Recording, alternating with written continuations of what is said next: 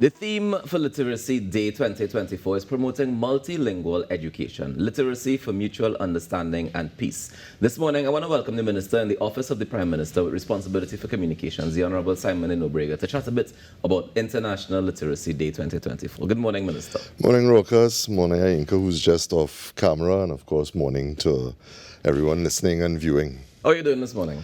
Not bad, not bad.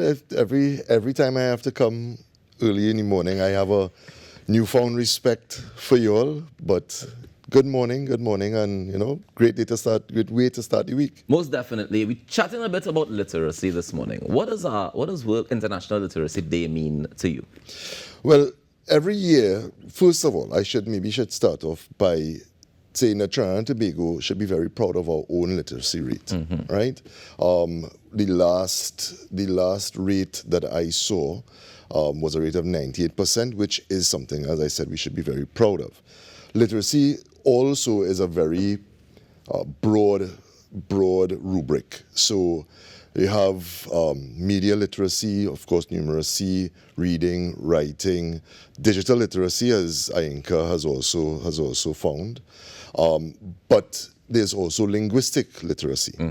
And every year, the theme changes for International Literacy Day. And this year, it speaks specifically to multilingual education, as you said, for mutual understanding and peace. So I think it's very important. That as a society and as a global society, that we do promote literacy in all its facets.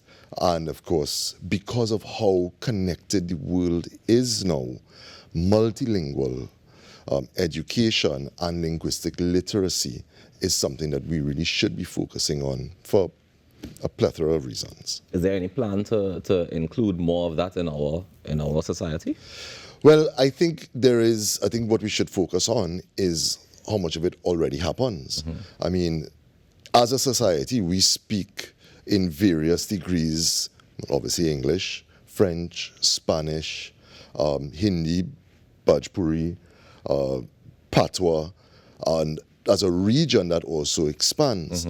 Those English and French are taught in certain denominational schools, and of course in all denominational schools, Spanish and French, and then of course there is also Hindi taught in other denominational schools. And I think that is something that, one, we should celebrate. I think that is something, because it is a reflection of our cultural and linguistic diversity. Most definitely. My challenge often comes, though, with, yes, it's one thing to be literate, but do we oftentimes have the understanding and comprehension, as we were talking about this morning, when it comes to things like digital literacy, where we see headlines and people run away with it rather than going into the article to read the details? Do you think that we have a challenge with our communication as a result of literacy? The short answer is yes.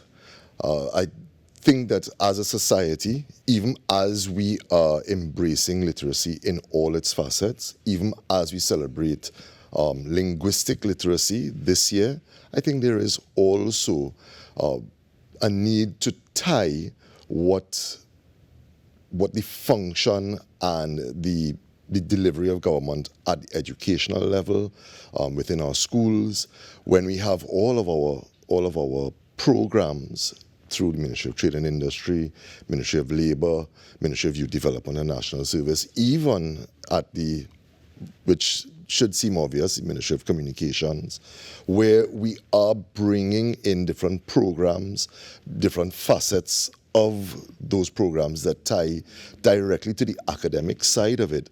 There is a need for communities to also embrace literacy in all its facets and to drive that at the community level as well. Community groups, village councils, NGOs, continuing to do the things that they're doing. It's not to say that they aren't doing it. And to also expand those programs. Because you're very right. Literacy allows us understanding. And in all the facets of literacy at that. So a society that is, one, more informed, a society that is more educated, and a society that is actively participating on an ongoing basis in that lifelong learning and in discernment of facts, whether those facts are in English, French, Spanish, is better poised to make better decisions. And you see, the theme ties back into that, right? Whereas literacy for mutual understanding and peace. Tell me the role from your perspective that literacy plays in mutual understanding and peace in particular. Well, I think what you see from the Ministry of Communications, I use that simply because it's easier to it's not as much of a mouthful, right? Of course, we are responsible for not only TTT, but also our Information Division, our Government Communications Division, our National Archives, and NALIS. And in those, you have an organizational structure that allows for safe spaces, particularly for children, but not only for children, to come together and engage in all the activities around learning and literacy. I go to NALIS as a prime example of that. Our school libraries, our specialist libraries, our co-located libraries, and of course our standalone library buildings all facilitate, while they are also online, also facilitate brick and mortar spaces for learning. And very often these spaces are in communities where you may not always have, or facets of that community may not always have a space to go. And a library provides that as well. How often are these libraries used across the country? I mean, I don't know if you have an official report, but I found people complaining that, they oftentimes, and even when I go to the library with my daughter sometimes, depends on which library we go to, I find the library is relatively empty. So even as much as it is a safe space that's available for people, how many people are actively using that safe space? My experience is anecdotal, right? But it has been my experience that the libraries are well attended and utilized. I don't know if at the times on the day that you may have gone on those things, but I mean, I can obviously speak to the Diego Martin Library. We have the La Horta Library, which is on track. Our Silots Library, our Chaguanas Library, our Rio Claro Library, the Miaro Library is also on track.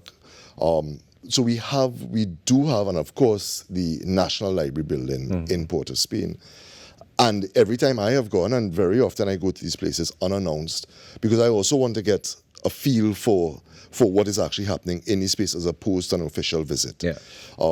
I've always found, of course, I would like to see every single seat filled with old and young, but I've always found the libraries being used, being utilized, and I know for sure in Diego Martin, schools are participating in the libraries, community groups are participating in the libraries, and yeah, I think that they are being utilized, and not just for the library services, but also for the programs that very often NALIS, either by itself or in conjunction with the diplomatic corps, with NGOs, are also putting on to bring people into the libraries, which then comes back to the theme, because especially when you work in the diplomatic corps, very often you have these programs that are multilingual. Yeah.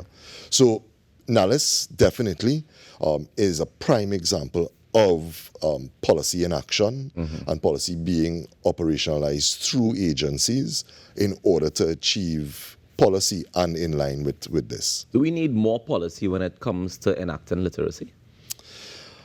I don't know that we need more policy. I think literacy, like so many other things, also comes down to the responsibility and role of the community and the citizen actively participating in and taking advantage of the opportunities being afforded to them.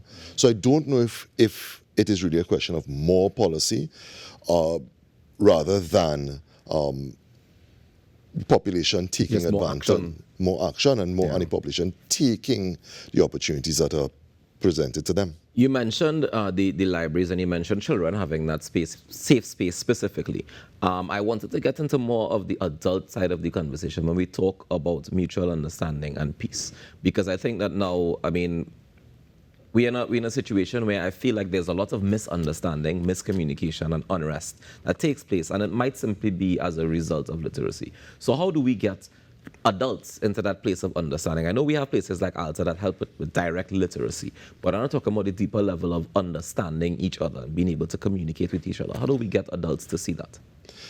Rokas, that is a very, very deep conversation. I don't know that we necessarily have enough time Is you to see, deal Minister, with we can that. take the rest of the show and talk about this? I doubt your other guests would want that. But maybe I should start off by saying that as a citizen and as a parent, I agree with you. Children are raised in the environments that they are raised in. We do, again, through the programs of the government, do focus on things like conflict management, do focus on life skills, do focus on all of those activities in almost every program that I can think of, particularly through, as I said before, Ministry of Youth Development, Ministry of Community Development, Social Development. All of these ministries drive programs that are geared, while in some cases being focused on upskilling, while sometimes being focused in the case of, I literally last week went to a graduation of the last cohort from MILAT, which is a military-led academic training program. And they had, if I'm not mistaken, something like a 64% pass rate with 5 subjects at CSEC. So the programs are there for the academic side. The programs are there where there's a component of life skill training, of conflict management, and the places are there. I think that what we do need is not only from the government side, but also civil society, NGOs, as I said, community groups driving the fact that these programs are available, and programs that they are also responsible for, driving participation at the community level, because you have to address this from top down and bottom up. Of course. So that we all meet in the middle for mutual understanding and peace. When it comes to like you mentioned, the diplomatic corps earlier, when it comes to that multilingual approach, do you feel like we're doing enough here in Trinidad and Tobago at that secondary school level where we have that basic French and Spanish? I mean, if you pursue it to O-levels or A-levels, then great. But I mean, in terms of an introductory, especially with the situation, of course, with the migrants from Venezuela and other Spanish-speaking places in the Caribbean coming to Trinidad and Tobago to find refuge, do we do enough when it comes to Spanish in particular? So I think that we do. I think that there is a syllabus in place. And I think that multilingual education is really about expanding your own opportunities. So even in our region, you are less than an hour away from a country that speaks Spanish, that speaks French, that speaks a patois variation, Dutch. that speaks Dutch. I was just about to say that as well. So even in our own understanding, not only as Trinbagonians, but as regional and global citizens, multilingual education not only opens our own minds to different cultures, but it also opens opportunities and opens doors. So I really want, if I can leave here with one takeaway, it would be that we look at multilingual education as an expansion of self, that we look at multilingual education as a further deepening of our own understanding as a Caribbean people, and we look at multilingual education as global citizens, because the world is getting smaller. Now, they say that it's easier for children, younger children, to learn multiple languages at the same time. It's easier for them to comprehend, for them to get accustomed to and make it normal. Should we be having that multilingual approach in primary schools? I think it does happen. I think that does happen, particularly with SEA? Spanish. Well, I have to tell you, in my time, it used to be like that when it was common entrance, which properly ages me, right? Well, I mean, I do common entrance too, so I can't judge you. I know there's a CIC Fatima joke in there somewhere, but I'm going to leave it, right? Can't help yourself, right? No. But I think there is always the opportunity to expand that. But of course, you have to look at what the curriculum is. You have to look at the time in which that curriculum has to be taught. And those decisions ultimately are for the Ministry of Education, the NPTA, tutor, all of those bodies to get together and speak about. But I think that as long as you have the opportunity for learning, particularly for children, because you are very right, it is much easier for children to grasp the root concepts of language more than as we get older and our brains. We get stubborn.